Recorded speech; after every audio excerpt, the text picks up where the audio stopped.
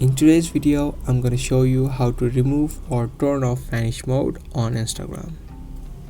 If you have turned on your Vanish Mode, it means that any message you send will not be saved as a chat history and everything will be removed. Now, in order to turn off that mode, you can head over to the chat where the Vanish Mode is turned on by tapping on the chat option on the top right. Now, as you can see, the Vanish Mode is turned on this chat. Now what you need to in order to remove a Vanish Mode is you need to just swipe from the bottom, and as soon as you do that, you'll see that the Vanish Mode will be turned off.